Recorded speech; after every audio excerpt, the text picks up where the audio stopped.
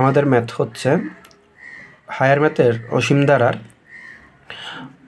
9 নম্বর math. এখানে প্রশ্ন দেওয়া আছে একটি অনুক্রমের nতম পদ যদি un is equal to 1/n হয়, ক un লেস দ্যান 10⁻⁵ হলে n এর মান কীরূপ হবে। তাহলে আমি ক এর উত্তর করি। প্রথমে ক এর উত্তর হচ্ছে আমাকে দেওয়া আছে nতম পদ দেওয়া আছে un is equal to 1/n। এরকম যে ধরনের ম্যাথের মধ্যে nতম পদ সমান এরকম একটা জিনিস দেওয়া থাকবে, আমরা সেই অঙ্কের জন্য সূত্র হিসেবে এটাকে ধরে নিব। অনেকগুলো ম্যাথের মধ্যে বইয়ে দেওয়া আছে দেখবা n এর মান n ইন্টু n+1, nতম পদ n ইন্টু n+1, আবার কিছু অঙ্কে 2n+1 দেওয়া আছে। অর্থাৎ যে অঙ্কে এরকম nতম পদ সমান কিছু একটা দেওয়া থাকবে, সেই অঙ্কের জন্য সূত্র এইটাই। আমরা যে সূত্রগুলো শিখছিলাম nতম পদের, সমান্তর দ্বারা গুণিত দ্বারা যে সূত্রগুলো আমি শিখছিলাম nতম পদের, এগুলো আর এখানে ইউজ হবে না। যে অঙ্কের মধ্যে আমাদের nতম পদ সমান একটা মান দেওয়া থাকবে। তাহলে এখানে দেওয়া আছে কি দেওয়া আছে, দেওয়া আছে nতম পদ সমান কত, nতম পদ un সমান 1/n। এখানে বলছে un লেস দ্যান 10⁻⁵ হলে n এর মান কীরকম হবে। আচ্ছা, তাহলে আমি এটা ধরি un লেস দ্যান 10⁻⁵, এটাকে un লেস দ্যান 1/10⁵ লেখা যায়। কীভাবে? 10⁻⁵ মানে হচ্ছে, আমরা জানি এরকম থাকলে মাইনাসের জন্য একটা ভাগ দিতে হয়, উপরে সবসময় 1 দিতে হয়, আর নিচে কী বাকি আছে, 10-এর 5 বাকি আছে, সবগুলো নিচে লিখিয়ে দিতে হবে। একই উইথ সেম প্রসেস আমি মনে করো আরেকটা করলে 5⁻2 করলে এটাকে কী করবো, মাইনাসের জন্য একটা ভাগ দিব, উপরে সবসময় 1, আর কি বাকি আছে 5/2 বাকি আছে, 5/2 নিচে দিব। এগুলো হচ্ছে এই প্রসেসে করতে হয়, ঠিক আছে।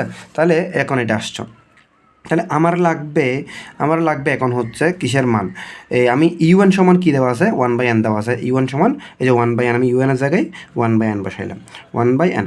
আমার লাগবে তো হচ্ছে n এর মান, নট 1/n এর মান। তাহলে কী করে দিব, রিভার্স করে দিব।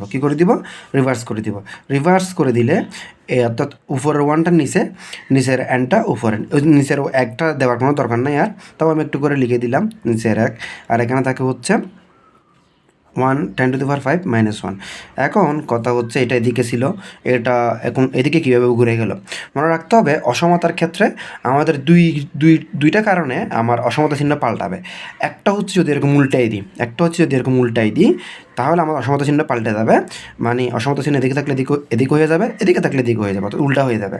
আরেকটা কারণ হচ্ছে আমি যদি কোনো কিছুকে মাইনাস দিয়ে গুণ করি, মনে করো -n is equal to -n less than -5 আছে, তাহলে তো আমার এরকম কোনো ম্যাথ থাকলে আমার লাগবে যে n এর মান, তো সেক্ষেত্রে মাইনাস এদিক থেকে কাটতে হবে, এদিক থেকে কাটতে হবে। তাহলে আমি যখন n5 লিখব, তখন এইটা এদিকে ঘুরে যাবে।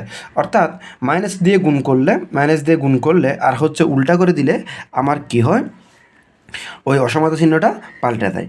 তাহলে এটা নিচের 1টা লেখার কোনো ইয়া নাই। তাহলে n এর মান কীরূপ হবে, n এর মান এরকম হবে। প্রথম প্রশ্নের উত্তর হচ্ছে কি বলছিল, এরকম হলে n এর মান কীরূপ হবে, এই যে n এর মান এরকম হবে, ঠিক আছে, n এর মান এরকম হবে। উইথ সেম কেস আমরা খ নম্বর প্রশ্নটা করতে পারি। ক নম্বর প্রশ্নটা জাস্ট একটু ঘুরাই বলছে, এখানে ক নম্বর এটা এর দিকে ছিল, আর এখানে দিকে করে দিছে, তাহলে আমরা করতে পারবো না। এরকম তাও আমি একটু করে দিই। কী ছিল, 10⁻⁵ ছিল। তাহলে un সমান আমরা জানি 1/n, এটাকে 1 কি লেখা যায়, 10⁵ আকারে লেখা যায়, যেখানে বুঝাইছিলাম 5 আকারে লেখা যায়। তাহলে এখন এটাকে উল্টা করে দিলে কি হয়, এটা যেহেতু আমি উল্টা করে দিচ্ছি, সেহেতু এটা দিক থেকে এদিকে ঘুরে যাবে। তাহলে এটা হচ্ছে কি খ নম্বর আনসার কীরূপ, এই যে n এর মান কীরূপ হবে, এই n এর মান এরকম হবে, ঠিক আছে। এবার লাস্ট কোয়েশ্চেন হচ্ছে আমার কি বলছে, un এর প্রান্তীয় মান n এর যথেষ্ট বড় হলে, un এর প্রান্তীয় মান সম্পর্কে বলা যায় n এর মান যথেষ্ট বড়।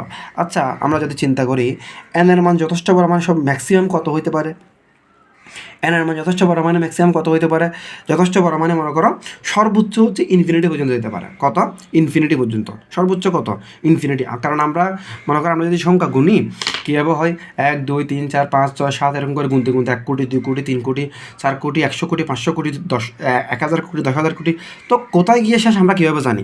সেজন্যই আমাদের সর্বোচ্চ মানটাকে সবসময় প্লাস ইনফিনিটি ধরে নিতে হবে। সর্বোচ্চ মানটাকে সবসময় কী ধরে নিতে হবে, প্লাস ইনফিনিটি ধরে নিতে হবে। তাহলে যেহেতু বলছে এই যে n এর মান যথেষ্ট বড় মানে ইনফিনিটি, তাহলে un এর মান সম্পর্কে কি বলা যাবে। তাহলে আমি গ নম্বর কোয়েশ্চেনটা করবো এখন। তাহলে আর গ নম্বর কোয়েশ্চেনটা হচ্ছে গ নম্বর কোয়েশ্চেনটা হচ্ছে ইউএন ছিল হচ্ছে কি 1/n দেওয়া ছিল। তাহলে যেহেতু আমরা জানি কি এন এর মান যথেষ্ট বড় বলছে, এন এর মান যথেষ্ট বড় বলছে, যথেষ্ট বড় মানে হচ্ছে কি ইনফিনিটি, কি ইনফিনিটি। এখানে লিখে দিবা এন এর মান যথেষ্ট বড়, এন এর মান যথেষ্ট বড়।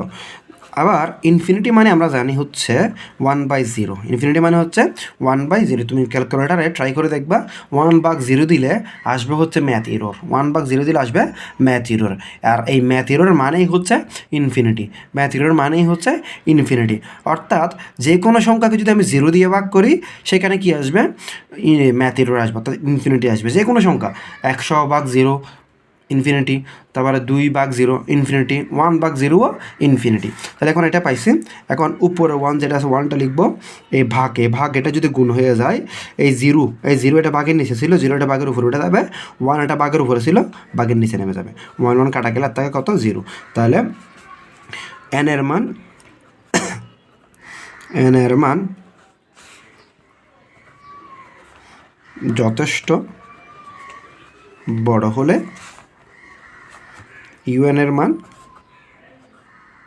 0।